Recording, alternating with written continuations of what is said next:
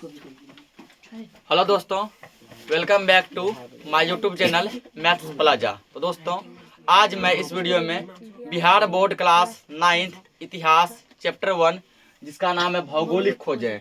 तो भौगोलिक खोजें जो है चैप्टर का एक लेक्चर अपलोड हो चुका है और आज जो हम पढ़ाने वाले हैं ये लेक्चर 2 है। ठीक है ना, ये कौन सा लेक्चर है? लेक्चर 2 है, दूसरा लेक्चर है। तो जो भी स्टूडेंट इसका पहला लेक्चर नहीं देखे हैं तो वो पहला लेक्चर देख लेंगे तो ही यह लेक्चर 2 समझ में आने वाला है, नहीं तो यहाँ लेक्चर 2 समझ में नहीं आएगा। तब हम लोग समझेंगे और इसके अंदर जो भी मुख्य बिंदु आएगा वो हम लोग क्या करेंगे, लिखेंगे मुख्य बिंदु। तो कल लेक्चर 1 में जो है टोटल 7 मुख्य बिंदु लिखाया गया था ना।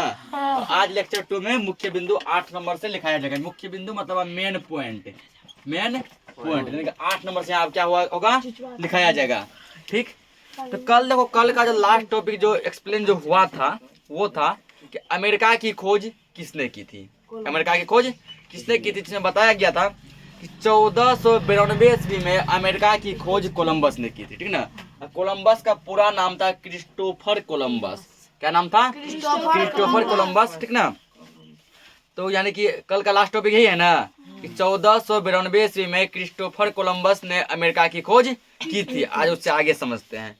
आगे दिया, आगे 1498 में पुर्तगाल का एक साहसी नाविक वास्को डिगामा उत्तम आशा अंतरिप होते हुए भारत के मलाबार तट यानी केरल के कालीकट तक पहुंच गया। ठीक ना, फिर दिया गया है 1498 ईस्वी में, 1498 ईस्वी में पुर्तगाल का एक नाविक था। ठीक ना, नाविक यानी कि नाव चलाने वाला, नाविक यानी कि नाव चलाने वाला, यानी पुर्तगाल क्या देश है, तो पुर्तगाल देश का रहने वाला एक नाविक था। पुर्तगाल का रहने वाला एक नाविक जिसका नाम था वास्को डिगामा। जिसका क्या नाम था? Vasco da Gama. ठीक ना, तो वास्को डिगामा क्या हुआ? ठीक, तो यही है वास्को डिगामा। अच्छा पिक्चर नहीं दिया गया। ठीक ना, ये है वास्को डिगामा। ठीक, जिसका रंगीन बुक होगा इसमें उसका फोटो अच्छा दिखाया गया होगा। सबका वैसा ही है। तो वास्को डिगामा क्या हुए? उत्तम आशा अंतरिप होते हुए भारत के मलाबार तट, मलाबार तट जो कि वर्तमान समय में केरल के कालीकट में है। ठीक है ना, केरल के कालीकट में है। ठीक है, भारत के मलाबार तट जो कि वर्तमान में केरल के कालीकट में है, वहां तक पहुंच गए। जहाँ स्थानीय शासक जमोरिन द्वारा उसका स्वागत किया गया। ठीक है ना, किसके द्वारा स्वागत किया गया? जमोरिन द्वारा स्वागत किया गया। ज्ञातव्य है कि वास्को डिगामा की सफलता के पीछे कुछ नवीन संसाधनों का भी योगदान था। ठीक, भारत के एक व्यापारी अब्दुल मजीद की भेंट वास्को डिगामा से दक्षिण अफ्रीका में हुई। ठीक ना, भारत का भी एक व्यापारी था जिसका नाम था अब्दुल मजीद। अब्दुल मजीद, वास्को डिगामा का इससे भेंट हो गया, इससे मुलाकात हो गया। कहाँ मुलाकात हुआ? दक्षिण अफ्रीका में मुलाकात हुआ। कहाँ मुलाकात हुआ? दक्षिण अफ्रीका में। ठीक है, दक्षिण अफ्रीका में मुलाकात हुआ। इसी के सहयोग से उसे भारत आने का सीधा मार्ग मिल गया। ठीक ना, यानी कि अब्दुल मजीद की सहयोग से, अब्दुल मजीद के सहयोग से वास्को डिगामा भारत तक सीधा पहुंच गया। एक सीधा रास्ता मिल गया, दक्षिण अफ्रीका से भारत आने का सीधा रास्ता मिल गया। ठीक, यहाँ पर आप कुछ पॉइंट लिखेंगे।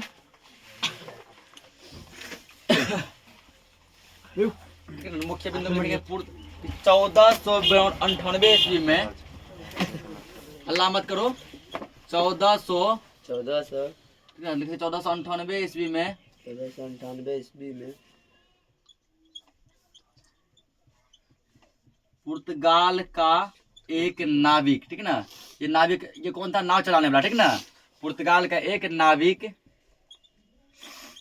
जिसका क्या नाम है? Vasco da Gama. ठीक ना, वास्को डिगामा 1498 ईस्वी में पुर्तगाल का एक नाविक वास्को डिगामा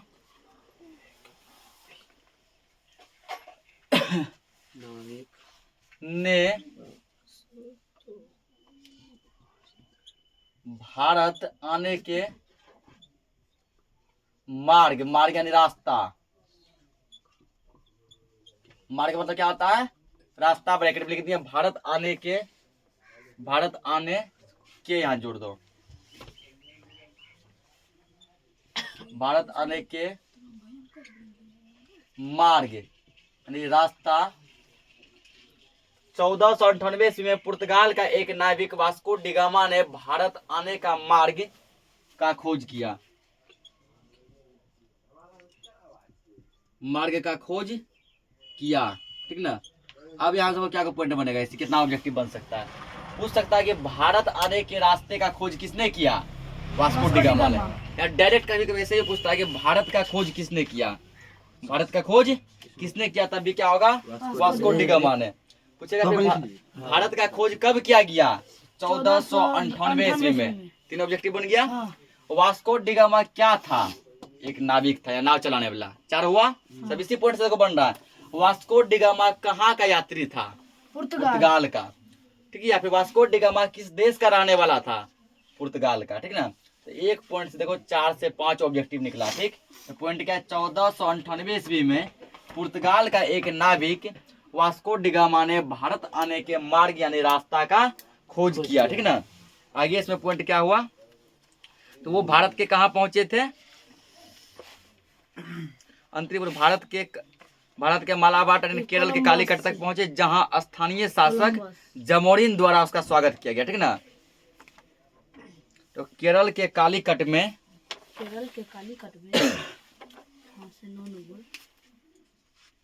ठीक। तो अगला पॉइंट क्या लिखे, केरल के कालीकट में,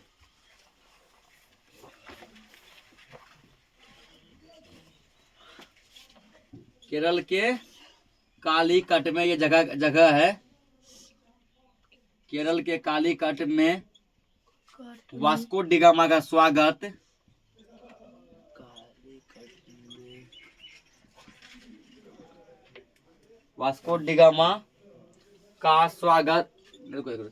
के कालीकट में वास्को डिगामा का स्वागत किसने किया था, जमोरिन ने किया था, ठीक ना।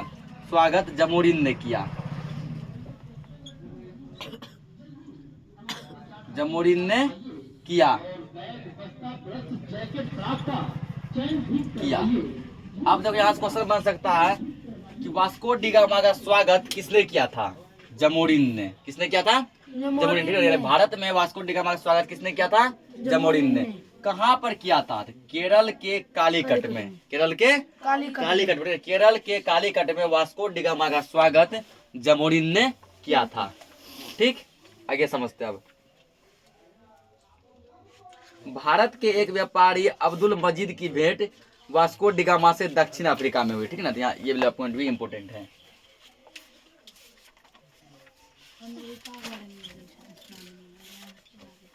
भारत के एक व्यापारी, है ना, क्या होगा इसका, भारत के एक व्यापारी अब्दुल मजीद की भेंट, यानी भारत के व्यापारी क्या नाम था, अब्दुल मजीद।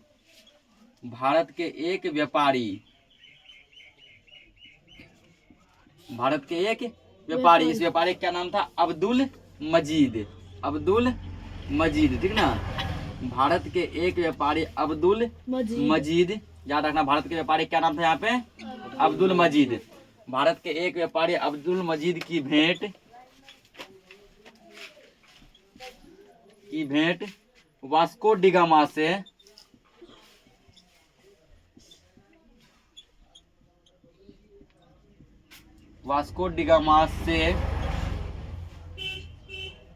दक्षिण अफ्रीका में हुई, दक्षिण अफ्रीका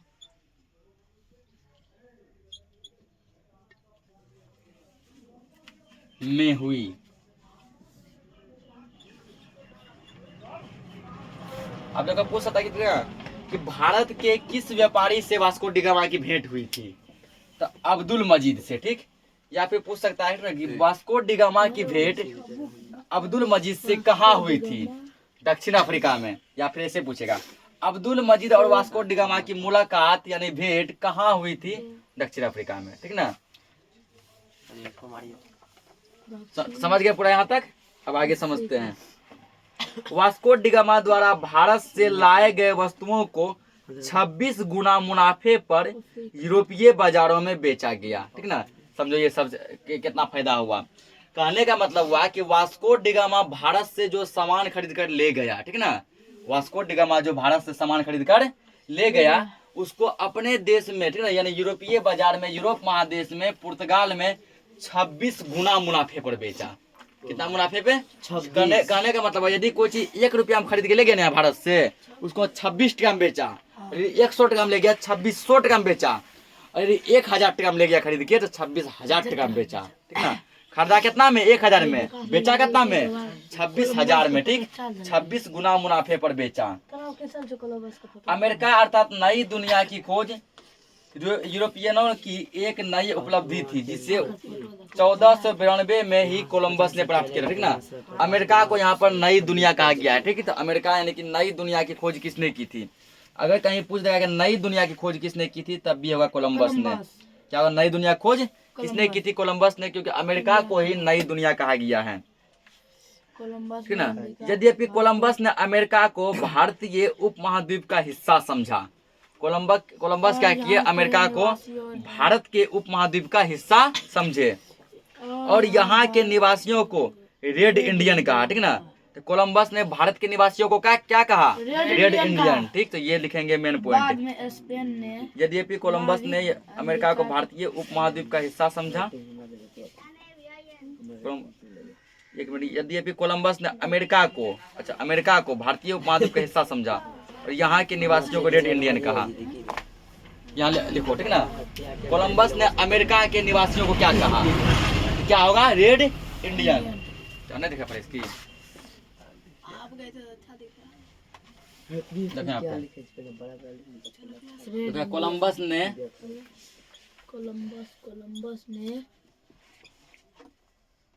कोलंबस ने अमेरिका के निवासियों को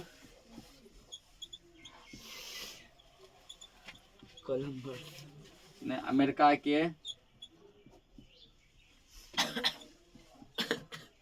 निवासियों को रेड इंडियन कहा, समझा। रेड इंडियन का समझा। पूछेगा कि कोलंबस ने अमेरिका के निवासियों को क्या समझा? रेड इंडियन, ठीक। या फिर कहाँ के निवासियों को रेड इंडियन कहा गया? अमेरिका के निवासियों को, ठीक। रेड इंडियन किसने कहा था? कोलंबस ने। तो क्या दिया? यद्यपि कोलंबस ने अमेरिका को भारतीय उपमहाद्वीप का हिस्सा समझा और यहाँ के निवासियों को रेड इंडियन कहा। बाद में स्पेन के नाविक अमेरिगो वेस्पुची ने, ठीक है, स्पेन का एक नाविक था, यानी कि स्पेन का एक नाव यात्री था जिसका नाम था अमेरिगो वेस्पुची ने नई दुनिया को विस्तार से ढूंढा और इसे एक महाद्वीप बताया। फिर वो बताया कि अमेरिका जो है भारतीय उपमहाद्वीप का हिस्सा नहीं है। अमेरिका भारतीय उपमहाद्वीप का हिस्सा नहीं है, बल्कि अमेरिका क्या है? खुद में एक महाद्वीप है, यानी कि महादेश है, ठीक ना। महाद्वीप का एक दूसरा नाम क्या होता है? महादेश। यानी कि अमेरिगो वेस्पुची ने नई दुनिया को विस्तार से ढूंढा और इसे एक महाद्वीप बताया। इसी के नाम पर इस क्षेत्र का नाम अमेरिका पड़ा, ठीक ना। अमेरिका किसके नाम पे पड़ा? अमेरिगो वेस्पुची के नाम पे, ठीक ना। इस क्षेत्र का नाम क्या पड़ा? अमेरिका पड़ा। 1519 ईस्वी में। आगे लिखेंगे एक और पॉइंट। तो बाद में स्पेन के नाविक अमेरिगो वेस्पुची ने नई दुनिया को विस्तार से ढूंढा और इसे एक महाद्वीप बताया। इसी के नाम पर इस क्षेत्र का नाम अमेरिका पड़ा, ठीक है। नीचे एक पॉइंट हट जाएगा, यहाँ लिखो अगला पॉइंट। अमेरिका का नाम भारत अटलांटिक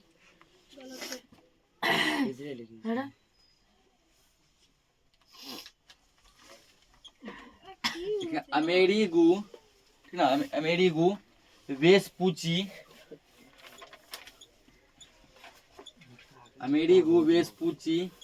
के नाम पर अमेरिका का नाम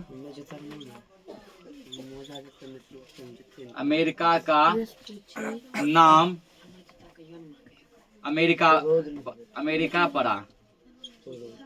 सबको समझ में आ रहा है रे? Yes sir. ध्यान से समझो, टोटल पॉइंट समझ में आएगा। देखो क्या लिखे हैं, अमेरिगो वेस्पुची के नाम पर अमेरिका का नाम अमेरिका पड़ा। ठीक, समझ गया किसके नाम पे पड़ा है। अब पूछ सकता है कि अमेरिका का नाम किसके नाम पे पड़ा है, अमेरिगो वेस्पुची के नाम पे। ठीक ना, अब पूछ सकता है ठीक कि किस देश का नाम किसी आदमी के नाम पे पड़ा है, तो वो है अमेरिका। ठीक है, या फिर अमेरिगो वेस्पुची के नाम पर किस देश का नाम पड़ा है, अमेरिका के नाम पे पड़ा है। ठीक है, अमेरिका का नाम पड़ा है किसके नाम पे, अमेरिगो वेस्पुची, जिससे अमेरिका बन गया। ठीक, ये पॉइंट लिखो। आगे हम लोग फिर समझते हैं। 1519 ईस्वी में मैगलन ने पूरी दुनिया का चक्कर जहाज से लगाया और यह धारणा पुष्ट हो गई कि सभी समुद्र एक दूसरे से जुड़े हैं। ठीक ना, 1519 ईस्वी में मैगलन ने क्या किया था, पूरी दुनिया का चक्कर लगाया। यहाँ तक हो गया होगा। ठीक ना, तो अगला पॉइंट बनेगा, विश्व का चक्कर किस यात्री ने ऊपर से निकाले, ये से ऊपर से।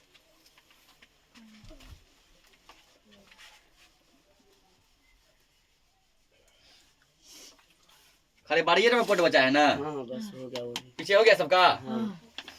देखो यार, अब ऊपर से लिखते हैं तो ज्यादा हटेगा।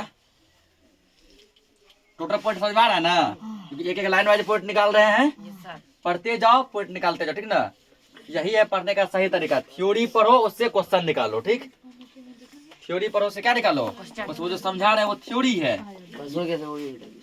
ये तुमको उससे क्या निकाल रहे हैं, पॉइंट निकाल रहे हैं। ठीक ना, अब खींच देते पूरा। इसको भिंगा कर दिया। नाम अमेरिका पड़ा। तो भिंगा देता तो इसको इतना आसानी होता था मिटाने में ना। ये भीगा। रहने दो, अगले बार मिटा कर भिंगा लेना। कितना नंबर पॉइंट का, 13 नंबर ना। हाँ होगा 13 नंबर।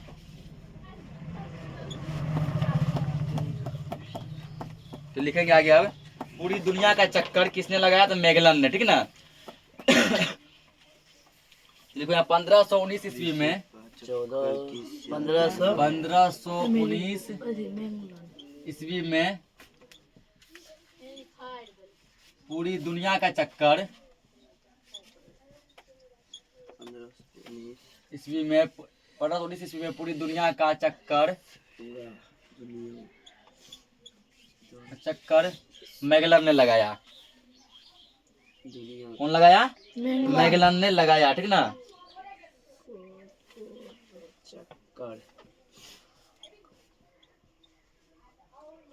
मैगलन ने लगाया। मैगलन क्या है, आदमी का नाम है। ठीक, तो पूछ सकता है कि पूरी दुनिया का चक्कर किसने लगाया, मैगलन ने। ठीक ना, हो सकता है पूरी दुनिया नहीं देगा, देगा विश्व का चक्कर। दुनिया में विश्व होता है, दिया है। ये देखो क्वेश्चन जो है बुक में पूछा भी गया 6 नंबर में, कि विश्व का चक्कर किस यात्री ने सर्वप्रथम लगाया था।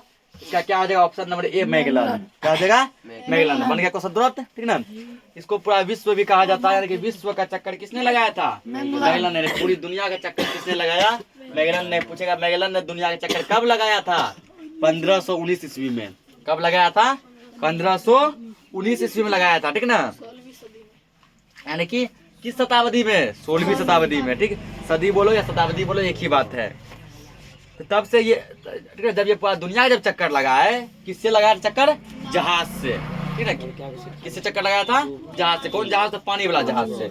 और तब ये एक बात साबित किए, प्रूफ किए कि दुनिया चपटी नहीं है। चपटी मतलब हुआ कि पलंग के जैसा, चौकी के जैसा हम लोग समझते थे दुनिया को, ऐसे है। मान लो यहाँ चलेंगे, आज नीचे गिर जाएंगे खाई में, यहाँ आएंगे नीचे खाई में गिर जाएंगे। तो ये बताया कि दुनिया चपटी नहीं है। ठीक ना, और ये बात बताया कि जितना भी समुद्र है, सभी समुद्र एक दूसरे से जुड़े हुए हैं। ठीक ना, सभी समुद्र अलग अलग नहीं है। ऐसा नहीं कि ये समुद्र है। ठीक ना, समुद्र में हमारा दुनिया रखा है चपटा है, पलंग जैसा। ठीक ना, इस पे चलेंगे, जहाँ ये खत्म होगा सीधे गिर के समुद्र में हम लोग विलीन हो जाएंगे। नहीं, ये बताया कि सभी समुद्र एक दूसरे से क्या है, जुड़े हैं, अटैच हैं। ठीक ना, आगे कैप्टन कुक ने ऑस्ट्रेलिया की खोज की। ठीक, साथ साथ न्यूजीलैंड के द्वीपों का भी पता लगा। ठीक ना, तो आगे लिखेंगे ऑस्ट्रेलिया की खोज किसने की थी, कैप्टन कुक ने। ऑस्ट्रेलिया देखो क्रिकेट वगैरह खूब खेलता है ना, कैप्टन कुक। यहाँ लिखो अगला पॉइंट। तो एक एक पॉइंट से निकल रहा है पूरा। क्या लिखना है, कैप्टन कुक ने ऑस्ट्रेलिया की खोज की। तो कब किया? तो ईस्वी यहाँ पे इसमें नहीं दिया गया है, हाँ इसमें ईस्वी पूछेगा भी ना, ठीक है ना। हाँ। CSK कैप्टन कुक ने ऑस्ट्रेलिया की कैप्टन खोज की। कुक ने ऑस्ट्रेलिया की खोज की। कैप्टन याद रख, ये ऑस्ट्रेलिया, ठीक है ना, एक है ऑस्ट्रिया, क्या है वो? ऑस्ट्रिया। ऑस्ट्रिया, उसमें लोहर से गड़े लगता है ऑस्ट्रिया, ये ऑस्ट्रेलिया जो कि क्रिकेट खेलता है खूब। कैप्टन कैप्टन कुक ने ऑस्ट्रेलिया की खोज की। यही ऑस्ट्रेलिया जो है, ठीक ना, 2023 में पिछले बार क्या लिया था? वर्ल्ड कप लिया था ना, T20 वर्ल्ड कप, ये ऑस्ट्रेलिया लिया था। कौन सा लिया था? वनडे लिया था, T20 लिया था रे, T20 में तो पहुंच भी ना पाया। और विश्व कप लिया था ना। विश्व कप इंडिया लिया। इंडिया तो इस बार T20 विश्व कप लिया है, हाँ वो तो वनडे विश्व कप लिया। ठीक है। कैप्टन वही तो वनडे लिया होगा। कैप्टन कुक ने ऑस्ट्रेलिया की खोज की। यहाँ दो ही क्वेश्चन पूछेगा। पहला, ऑस्ट्रेलिया खोज किसने की थी? कैप्टन कुक ने, या कैप्टन कुक ने किस देश की खोज की? ऑस्ट्रेलिया की। बस इसे बनेगा।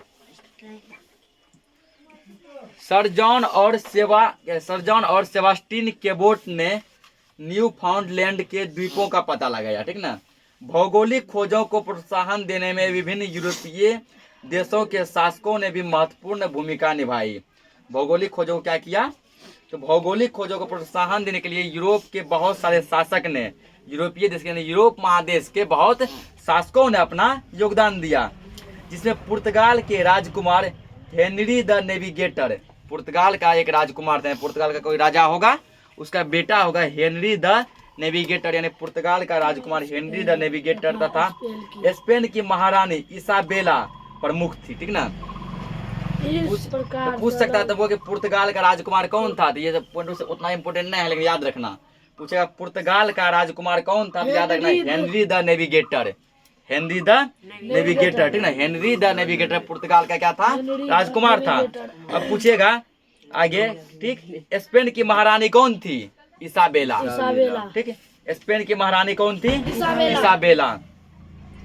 इस प्रकार 16वीं शताब्दी के पूर्वार्ध तक लगभग समस्त दुनिया की जानकारी यूरोप को हासिल। पूर्वार्ध मतलब आधार, यानी 1550 ईस्वी तक, ठीक ना। इसी को कहते हैं 16वीं शताब्दी के पूर्वार्ध, पूर्व मतलब आधा तक जो है लगभग पूरे दुनिया का नॉलेज यूरोपीय आदमी को हो चुका था, यूरोप महादेश के आदमियों को हो चुका था। आगे देखो, भौगोलिक खोजों के परिणाम, ठीक ना। भौगोलिक खोजों के परिणाम, क्या क्या परिणाम हुए?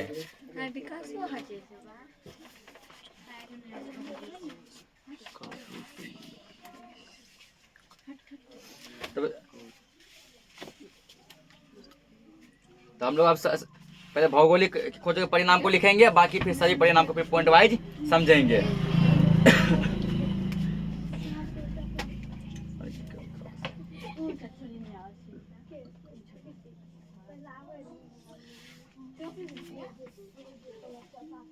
चलो यहाँ लिखो, इसको तो आप क्वेश्चन बना लिख देते हैं, ठीक ना।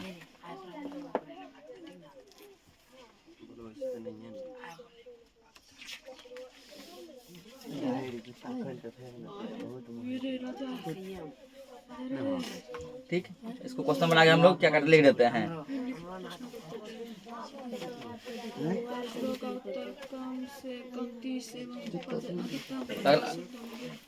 तो 15 नंबर जिसको क्वेश्चन बनाते हैं, ठीक, ये क्वेश्चन टाइप का ही बनेगा। देखिए लिखो, भौगोलिक, पहले लिख लेते सब पॉइंट के, सब पॉइंट को फिर समझेंगे। भौगोलिक खोजों के क्या क्या परिणाम हुए?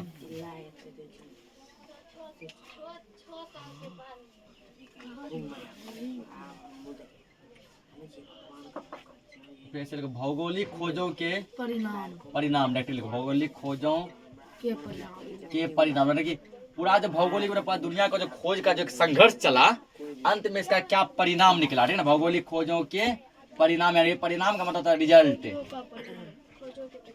भौगोलिक खोजों के परिणाम, ठीक ना। क्या लिखेंगे? इसके निम्नलिखित परिणाम हुए।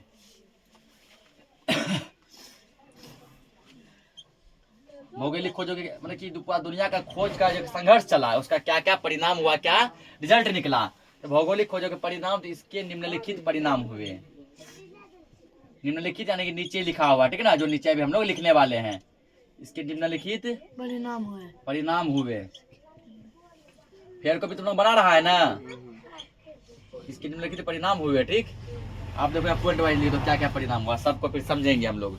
पहला दिया है व्यापार वाणिज्य पर प्रभाव। व्यापार वाणिज्य पर प्रभाव। निम्नलिखित परिणाम हुए। व्यापार वाणिज्य पर प्रभाव। अगला हुआ है ना औपनिवेशिक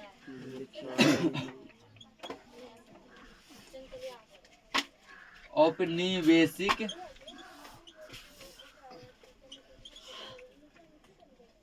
औपनिवेशिक साम्राज्यों का विकास। औपनिवेशिक साम्राज्यों का विकास। उसके बाद जो है तीसरा पॉइंट लिखेंगे वाणिज्यवाद का विकास।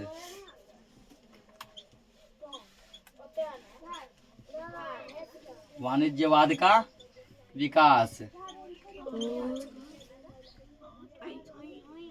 तो चौथा पॉइंट लिखेंगे हम लोग ईसाई धर्म एवं पश्चिमी सभ्यता का प्रसार।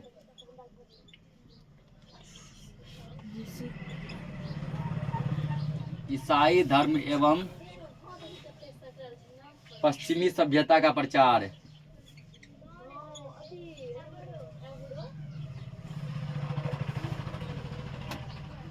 पश्चिमी सभ्यता का प्रसार। अगला पॉइंट दिया गया इसका लिखेंगे 5वां नंबर दास व्यापार का विकास।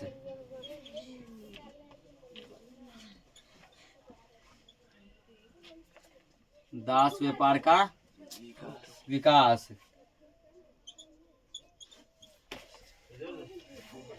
अब छठा पॉइंट लिखेंगे भ्रांतियों का अंत। भ्रांतियों का अंत। विकास किताबें में ईसाई धर्म एवं भ्रांतियों का अंत एवं भौगोलिक ज्ञान में वृद्धि।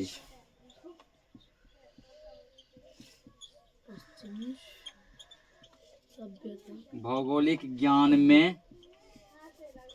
वृद्धि।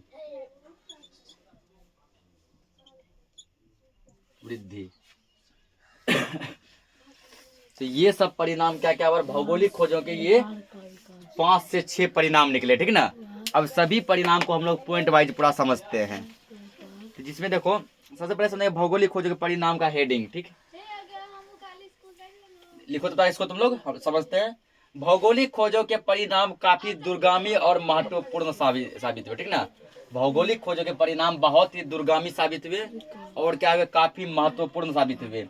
इस घटना ने पहली बार लोगों को संसार के एक वृहद भूखंड से परिचित कराया और विश्व के देश एक दूसरे के संपर्क में आए। ठीक ना, भौगोलिक खोजों के परिणाम स्वरूप ही क्या हुए, तो पहली बार संसार के सभी लोग एक दूसरे से परिचित हुए। दुनिया के सभी लोग एक दूसरे से परिचित हुए और एक देश को दूसरे देश का जानकारी मिला। ठीक ना, जैसे मान लो अमेरिका को भारत का जानकारी मिला, भारत को अमेरिका का जानकारी मिला, पुर्तगाल को मिल गया इसका भारत का जानकारी। ठीक ना, स्पेन को मिल गया इसका जानकारी। एवं प्रकार से सभी देश एक दूसरे से क्या हो गए, जुड़ गए। ठीक, आगे समझते हैं इसमें एशिया और यूरोप की विभिन्न सभ्यताओं का जो पहले से विलग थी परस्पर संपर्क स्थापित हुआ। यानी एशिया और यूरोप महादेश जो कि पहले काफी अलग अलग थे। ठीक ना, दोनों में किसी प्रकार का संपर्क नहीं था, दोनों महादेश में अटैचमेंट नहीं था। यहाँ लोग क्या हुए, भौगोलिक खोज के माध्यम से एक दूसरे को समझे। नए देशों की खोजों के द्वारा न केवल एक उपनिवेशों के साथ व्यापार करने को प्रोत्साहन मिला वरन उन्होंने वहां अपनी सभ्यता, संस्कृति, धर्म एवं साहित्य का प्रचार प्रसार करने का भी प्रयास किया। नया देश का जो खोज हुआ, जैसे मान चलो पुर्तगाल का आदमी भारत आया। ठीक ना, केवल वो भारत आने का रास्ता ही नहीं खोजा, बल्कि अपने देश यानी पुर्तगाल के बारे में भी यहाँ पूरा बताया, अच्छी अच्छी बातें बताया, वहाँ का धर्म, ठीक ना, वहाँ का धर्म, संस्कृति, साहित्य, ये सब बताया। उसके बाद जैसे मान के चलो कि कोलंबस गया खोजने अमेरिका के, ठीक ना, तो वहाँ पूरा अपने देश के बारे में पूरा विस्तार से क्या क्या प्रचार प्रसार किया। परंतु इसका नकारात्मक प्रभाव यूरोपीय उपनिवेशवाद के रूप में उभर कर सामने आया, ठीक ना, इसका नेगेटिव इफेक्ट जो है, नकारात्मक प्रभाव यूरोपीय उपनिवेशवाद के रूप में उभर कर आया। अपनी विकसित एवं भौतिक आवश्यकताओं के निमित्त इन्होंने उन देशों का शोषण किया जो यूरोपीय देश के उपनिवेश थे। यूरोपीय देश क्या हुए, तो अपनी आवश्यकताओं की पूर्ति के लिए उसका ही क्या क्या शोषण किया, उसको गुलाम बनाना शुरू कर दिया जो यूरोपीय देश के ही उपनिवेश थे। इस प्रकार भौगोलिक खोजों के परिणाम निम्नलिखित हुए। अब पहला परिणाम क्या दिया है, व्यापार वाणिज्य पर प्रभाव, ठीक ना, ये समझते पहले, व्यापार वाणिज्य पर प्रभाव। पहला इफेक्ट क्या है, व्यापार वाणिज्य पर प्रभाव, समझो यह पॉइंट क्या। नए देश की खोज एवं नए व्यापारिक संपर्कों ने यूरोपीय व्यापार वाणिज्य में क्रांतिकारी परिवर्तन लाए। तो नया नया जो देश को खोजा गया, ठीक ना, नए व्यापार संपर्क जो हुए, नए नए देश से जो संपर्क बना, जो कांटेक्ट हुआ, इससे क्या हुआ, तो व्यापार वाणिज्य में क्रांतिकारी परिवर्तन आया, मतलब बदलाव आया। उपनिवेशों के आर्थिक शोषण से यूरोपीय देश समृद्ध होने लगे। उपनिवेश के आर्थिक शोषण से क्या होने लगे, यूरोप के देश समृद्ध होने लगे। इस प्रगति ने यूरोपीय व्यापार को चरमोत्कर्ष पर पहुंचा दिया। चरमोत्कर्ष मतलब कि काफी ऊपर तक पहुंचा दिया। फलस्वरूप मुद्रा व्यवस्था का विकास हुआ। मुद्रा व्यवस्था मतलब पैसा, ठीक ना। पहले जो है, देखो यह समझ लेता हल्का सा, पहले दो प्रकार की व्यवस्थाएं होती थी। एक होता है मौद्रिक प्रणाली, एक होता है वस्तु विनिमय प्रणाली, ठीक ना। वस्तु पहले जो है लगभग समझो दुनिया में हर जगह वस्तु विनिमय प्रणाली चलता था। कौन सा प्रणाली चलता था, वस्तु विनिमय प्रणाली। कहने का मतलब वस्तु के बदले वस्तु का लेन देन, कि तुमको 2 केजी आलू दिए, तुम बदले में 2 केजी गोभी दे दो, ठीक ना। तुमको चलो हम एगो कलम दिए, तुम बदले में 2 पेंसिल दे दो, ठीक। या चलो तुमको हम जो है ना 9th का बुक दिए, बदले में तुम हमको 10th का बुक दे दो। ये पहले नियम था। पहले मुद्रा कहने की रुपया का खोज, पैसा खोज नहीं हुआ था। पहले पूरा विश्व में है ना, यही मौद्रिक प्रणाली, क्या कहता, वस्तु विनिमय प्रणाली चलता था, वस्तु के बदले वस्तु का लेन देन। जब भौगोलिक खोज जब आरंभ हुआ तो मौद्रिक प्रणाली यानी मुद्रा प्रणाली स्टार्ट हुआ कि सामान दीजिए पैसा लीजिए, ये सिस्टम लागू हुआ। तो हुंडी, ऋण पत्र आदि व्यापारिक शाख का विकास हुआ, ठीक ना, जिसमें कि जिसके बदले में जो हुंडी दिया जाता था, ऋण पत्र दिया जाता था उस जमाने में। मौद्रिक प्रणाली पहले इसी का विकास हुआ। व्यापार अपने स्थानीय रूप से विकसित होकर वैश्विक रूप लेने लगा। कहने का मतलब छोटा मोटा व्यापार जो कि छोटे मोटे गांव टोला में चलता था, ठीक ना, धीरे धीरे जब भौगोलिक खोज जब हुआ, वो बड़ा व्यापार बनने लगा। धीरे जिला लेवल पे चलने लगा, राज्य लेवल पे चलने लगा, देश लेवल पे चलने लगा। एक टाइम ऐसा है कि वैश्विक लेवल में, दुनिया लेवल पर व्यापार चलने लगा। देशों विदेशों में पूरा व्यापार का चर्चा होने लगा। नए देशों की खोज के पूर्व व्यापार मुख्य रूप से भूमध्य सागर और बाल्टिक सागर तक ही सीमित था, ठीक ना। जब नए देश का खोज नहीं हुआ था तभी व्यापार भूमध्य सागर और बाल्टिक सागर तक ही सीमित था, मतलब उतना देर में सिमट कर पूरा क्षमता हुआ था। परंतु अब इसका स्थान अटलांटिक, हिंद तथा प्रशांत महासागर ने ले लिया। अब लोग अटलांटिक महासागर से भी जाने लगे, हिंद महासागर से जाने लगे, प्रशांत महासागर से भी जाने लगे, ठीक। इस तो हो गया होगा, ठीक ना, हो गया सब गाड़े। तो इसको मिटाते हैं। अब फिर नया पॉइंट यहाँ बन रहा है, पॉइंट नंबर 16।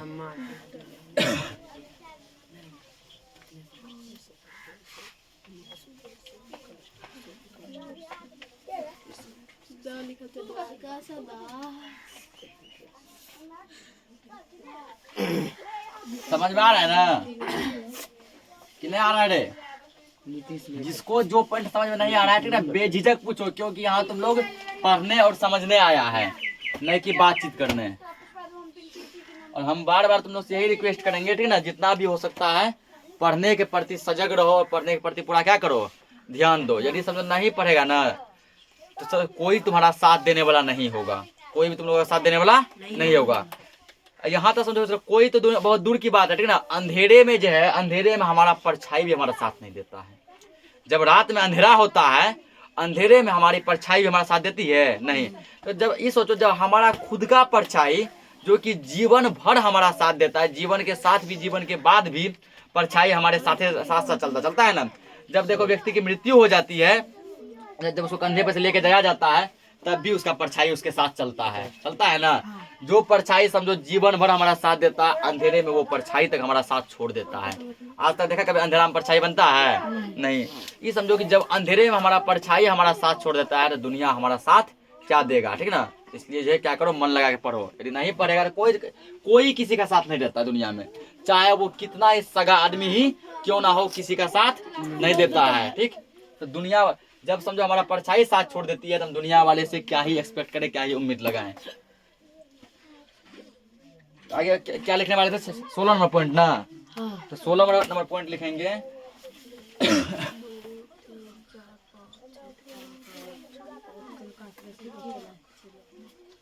कि नए देशों की खोज के पूर्व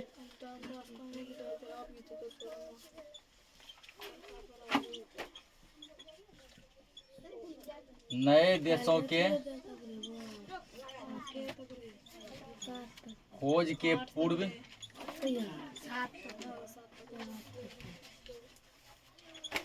नए देशों की खोज के पूर्व यानी पहले व्यापार मुख्य रूप से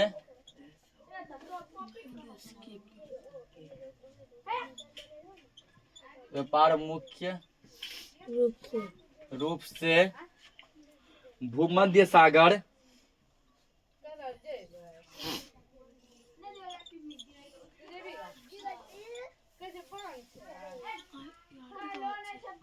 सागर और बाल्टिक सागर तक ही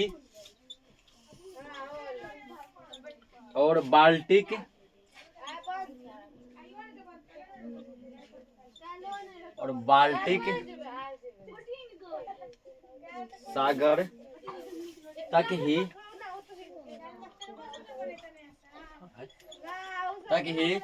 सीमित था।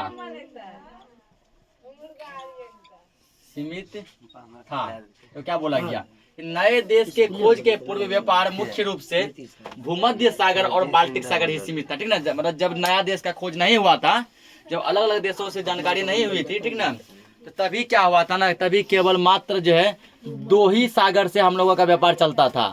वो 2 सागर कौन कौन से? पहला है भूमध्य सागर और दूसरा क्या है, बाल्टिक सागर, ठीक ना। भूमध्य सागर और बाल्टिक सागर। फिर धीरे धीरे नया देश का खोज हुआ था और सब सागर से हमारा व्यापार चलने लगा। तो पूछेगा नए देशों के खोज से पूर्व किन महासागरों तक हमारा व्यापार सीमित था? भूमध्य सागर और बाल्टिक सागर। फलतः पेरिस, लंदन, एम्स्टर्डम, एंटवर्प आदि शहर विश्व व्यापार के प्रमुख केंद्र बन गए, ठीक ना। पेरिस हो गया, लंदन हो गया, एंटवर्प हो गया, ये सब शहर क्या हो गए, विश्व व्यापार के प्रमुख केंद्र बन गए। मतलब कि यहाँ अधिक पैमाने पर विश्व व्यापार होता था। और यूरोपीय व्यापार पर इटली का एकाधिकार जाता रहा, ठीक ना। यूरोपीय व्यापार पर इटली क्या किए, यूरोप के व्यापार पर अपना अधिकार करते गए कि तुम मेरा ही सामान खरीदेगा, हम तुम्हारा ही सामान खरीदेंगे, तुम अपना सामान किसी और देश से नहीं बेचेगा, न किसी देश से खरीदेगा, ऐसे हो गया का अधिकार। इसके बदले स्पेन, पुर्तगाल, हॉलैंड, इंग्लैंड तथा फ्रांस का प्रभाव बढ़ गया। कालांतर में अपने विशाल साम्राज्यों को संभालने में स्पेन और पुर्तगाल इतने निमग्न हो गए कि इन्होंने अपना साम्राज्य खो दिया। धीरे धीरे क्या हुआ, स्पेन, पुर्तगाल ये लोग तो सोचे हम लोग बहुत बड़े बड़े देश हैं, हम लोग बहुत कुछ खोज किए हैं, ठीक ना, हम लोगों ने काफ़ी उपलब्धि हासिल की है। ये क्या किया, अपना धीरे धीरे मेहनत कम करते गए, ठीक ना, मेहनत कम करते गए। इसका समझो कि इस प्रकार ये निमग्न हो गए कि ये समझो अपना साम्राज्य एक तरह खो दिया, मतलब पूरा साम्राज्य हाथों से निकल गया। यूरोपीय देशों द्वारा खोजे गए नए देशों से आयोजित बहुमूल्य धातु में विशेषकर अमेरिका से आयोजित सोना तथा चांदी ने अर्थव्यवस्था के स्वरूप को ही बदल दिया। यूरोपीय देश यानी यूरोप महादेश के लोगों ने, देशों ने जो धातु खोजे, जैसे अमेरिका से सोना और चांदी को खोजा गया, अमेरिका से सोना और चांदी को खोजा गया, तो ये क्या किया, एक तरह का समझो पूरा अर्थव्यवस्था को ही बदल दिए। फलतः 80 वर्षों तक यूरोपीय अर्थव्यवस्था चांदी पर निर्भर रही, ठीक ना। इतना ज्यादा चांदी यूरोप महादेश के लोग खोज लिए थे, यूरोपीय देश जो है इतना चांदी खोज लिए 80 साल तक उस चांदी पर निर्भर रहे। मतलब कहने का मतलब हुआ 80 वर्षों तक चांदी को बेच बेच कर खाते गए, इतना जरा चांदी खोज करके लाए थे। कहाँ से? अमेरिका सबसे और सब देशों से। इससे मुद्रास्फीति की स्थिति उत्पन्न हो गई, बदले हुए आर्थिक स्वरूप में व्यापार की प्रधानता बनी और वर्ग संबंधों में परिवर्तन आने लगे। इसके फलस्वरूप समाज के सामंती वर्ग के बदले में व्यापारी वर्ग का प्रभाव हुआ, ठीक ना। जो समाज के सामंती वर्ग थे, मतलब कुछ भी नहीं करते थे, उसको भी अपने आप में एक उत्सुकता जगी कि हम लोग भी व्यापार कर सकते हैं, हम लोग भी व्यापार कर सकते हैं। आगे देखो दूसरा पॉइंट है। दूसरा पॉइंट क्या था हम लोगों का? औपनिवेशिक साम्राज्यों का विकास। औपनिवेशिक साम्राज्यों का विकास, ये दूसरा पॉइंट समझते हैं। भौगोलिक खोजों के उपरांत उपनिवेशों की स्थापना के रूप में साम्राज्यवाद का विकास जारी रहा। भौगोलिक खोजों के बाद किसका विकास जारी रहा? उपनिवेश की स्थापना का, ठीक। और यूरोपीय राष्ट्रों में तीव्र प्रतिस्पर्धा भी चलती रही। यूरोपीय राष्ट्र में तीव्र प्रतिस्पर्धा चलती रही। इसके फलस्वरूप व्यापार के माध्यम और स्वरूप में भी परिवर्तन आए, जिसके कारण व्यापार का माध्यम में स्वरूप क्या परिवर्तन आया। पहले हम लोग ऐसे व्यापार करते थे, फिर नया नया टेक्निक सीखा, उस टेक्निक को लगा अपना बिजनेस करने लगा, व्यापार करने लगा। व्यक्तियों की जगह अब संगठित व्यापारिक कंपनी ने व्यापार का संचालन आरंभ किया। पहले व्यक्ति करते थे आरंभ व्यापार, ठीक ना। मतलब एक आदमी पहले सामान बेचता था, मेरा सामान आप लीजिए ना, वो भी कहता है मेरा सामान आप लीजिए ना। एक आदमी दूसरे आदमी से सामान खरीदता था, एक देश दूसरे देश से सामान खरीदता था और बेचता था। अब यहाँ बड़ा बड़ा कंपनी आने लगा। क्या आने लगा? कंपनी की। यही कंपनी का सामान लीजिए ना, वो कहता मेरा कंपनी का लीजिए, कहता मेरा कंपनी का लीजिए। अलग अलग कंपनी का क्या हुआ, तो पूरा जो है मांग बढ़ गया किया। और इसी उद्देश्य से विशेषाधिकार तथा अन्य सुविधाएं प्राप्त करने के लिए ये कंपनियां प्रयत्नशील हुई। और धीरे धीरे कंपनी अपना दिमाग लगाने लगा। England, Holland, Sweden, Denmark, France आदि देशों में ऐसी कंपनियां स्थापित की गई, ठीक ना।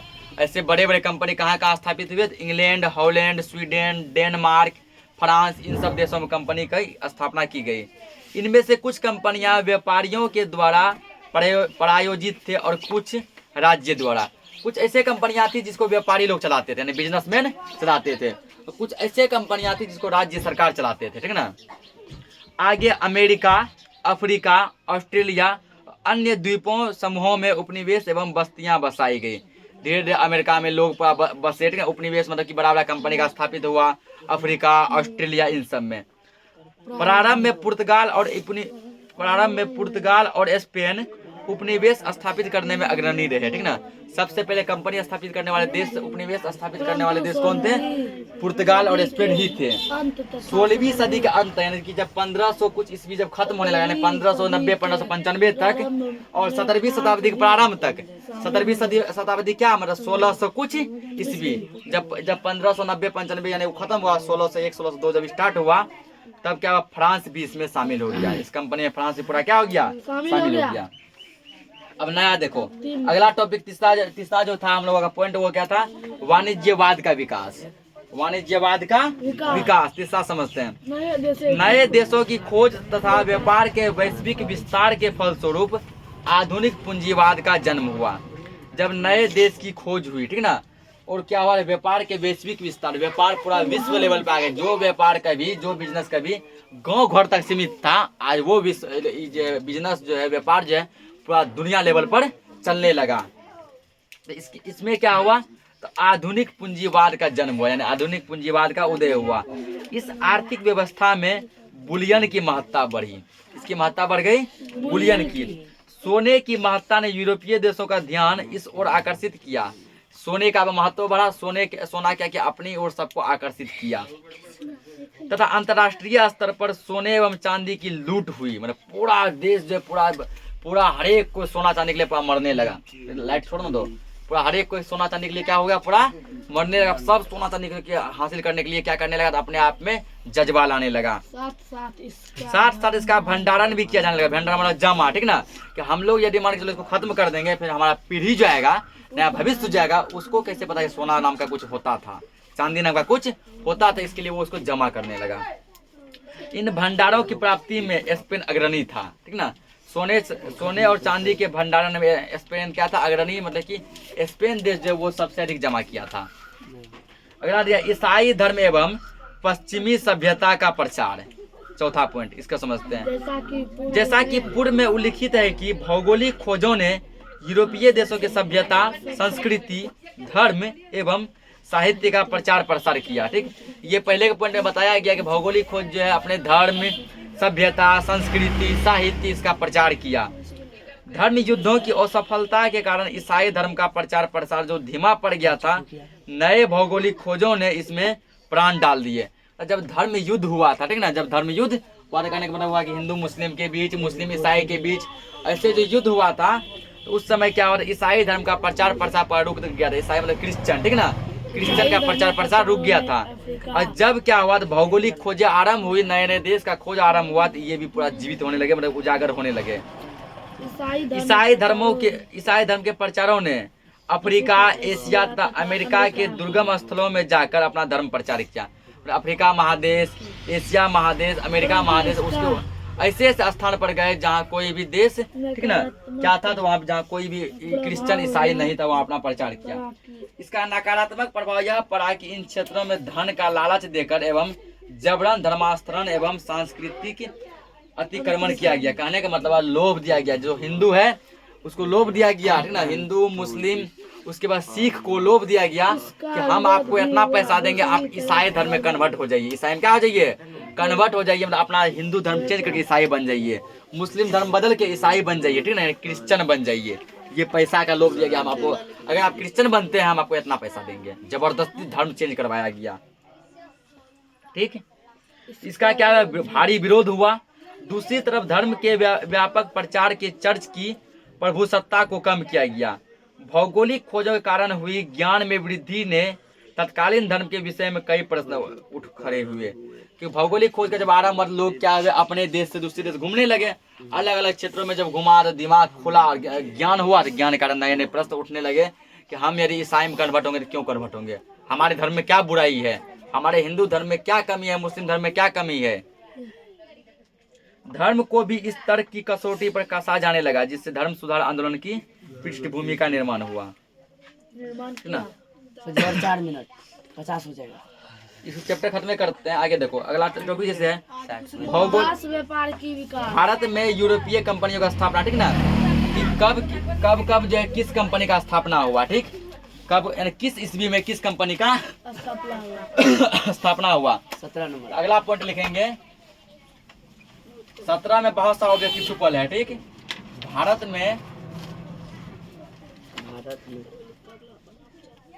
में यूरोपीय कंपनियों की स्थापना।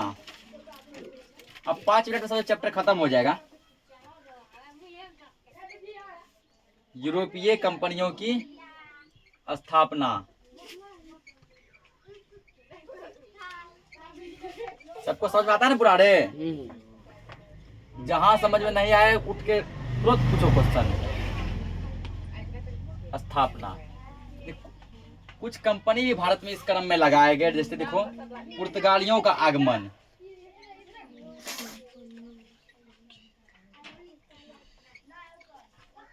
पुर्तगालियों का आगमन, यानी भारत में सबसे पहले कौन आए थे? तो पुर्तगाली ही आए थे। पुर्तगाली मतलब पुर्तगाल देश के रहने वाले, पुर्तगालियों का आगमन। पुर्तगाल कब आया, ठीक है, इसका ईस्वी लिखेंगे। दूसरा जो कंपनी है अंग्रेजी ईस्ट इंडिया कंपनी, अंग्रेजी ईस्ट इंडिया कंपनी। पुर्तगाल का आगमन।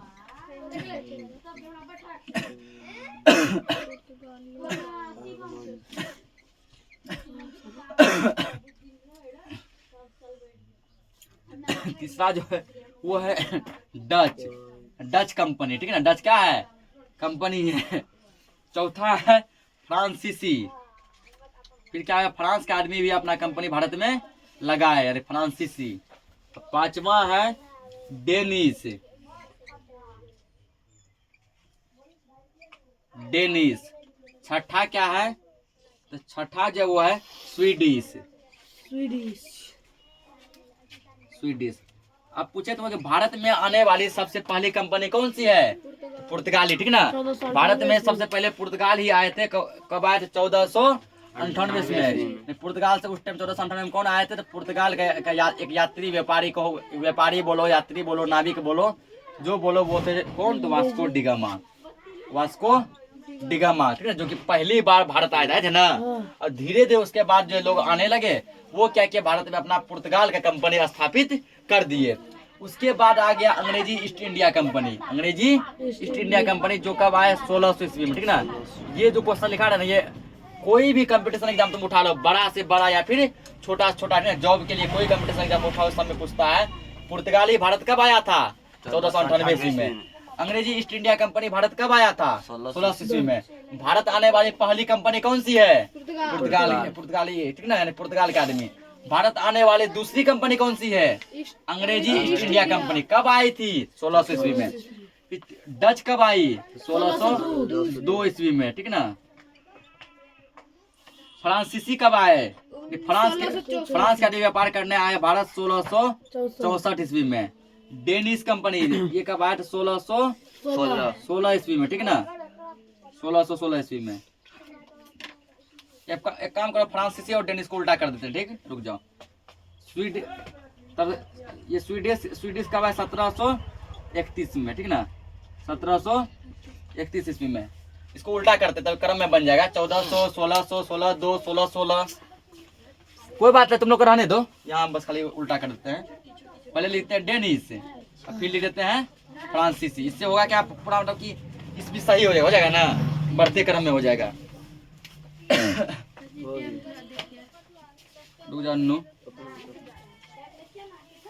पहले क्या लिखेंगे? सब फ्रांसीसी और लिखेंगे 50 60 घुस गया फ्रांसीसी। और फिर यहाँ क्या लिखेंगे? अब तो फिर तो फ्रांसीसी लिख दिए थे। पहले यहाँ क्या लिखेंगे? डेनिश। अब क्या लिखेंगे? फ्रांसीसी, ठीक ना। तो डेनिश कब आया था? डेनिश आया 1616 में,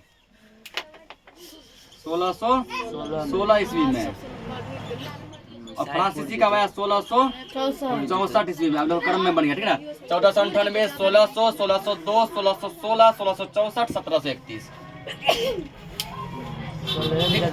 अब देखो मात्र 2 टॉपिक है, इसको खींचिए देते हैं फास्ट में, ठीक ना, चैप्टर खत्म हो जाएगा।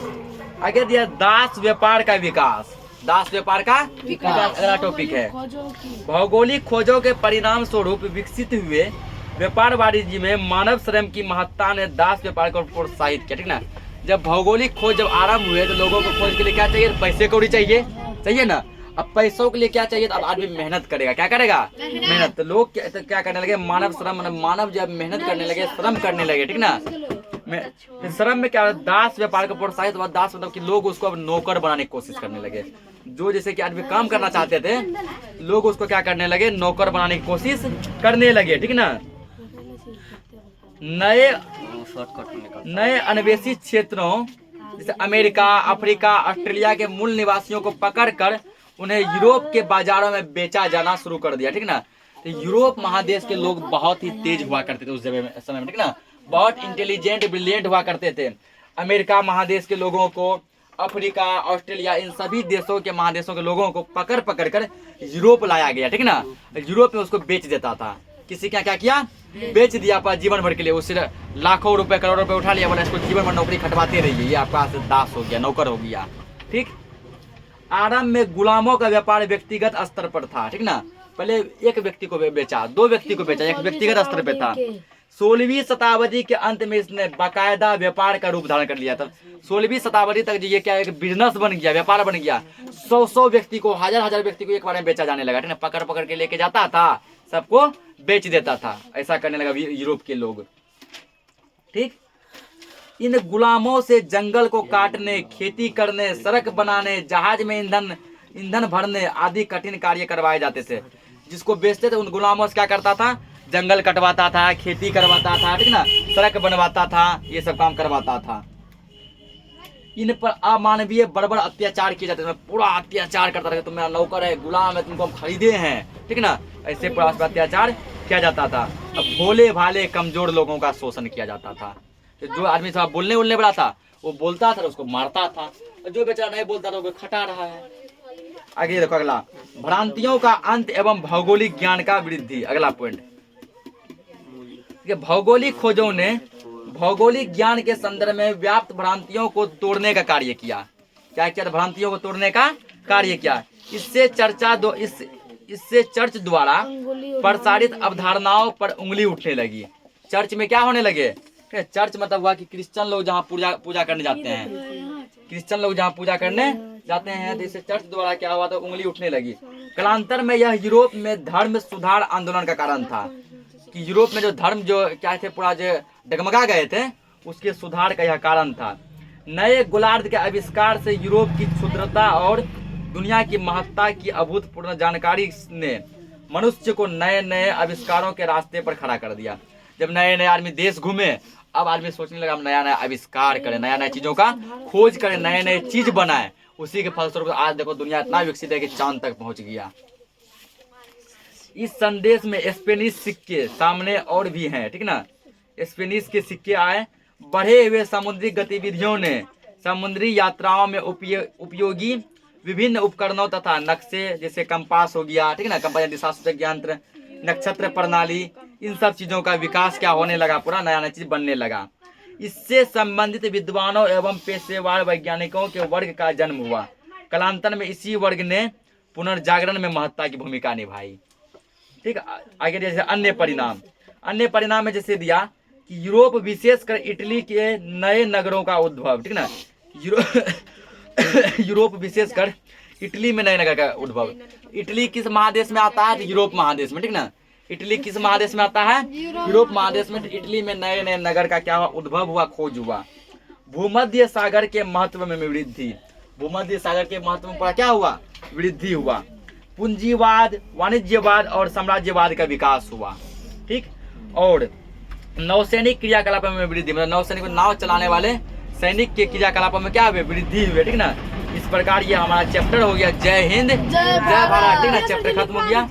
हम लोग मिलते हैं अब जो है किसमें, उसके अलावा देखो इसमें कुछ और भी जैसे मेन पॉइंट है, ठीक ना। जैसे अन्य परिणाम, जैसे कि यूरोप में कहवा, गन्ना, मक्का, आलू, तंबाकू, नील, इन सब चीजों का क्या होने लगा? खेती होने लगा। इन सब चीजों का खेती बड़े पैमाने पर होने लगा।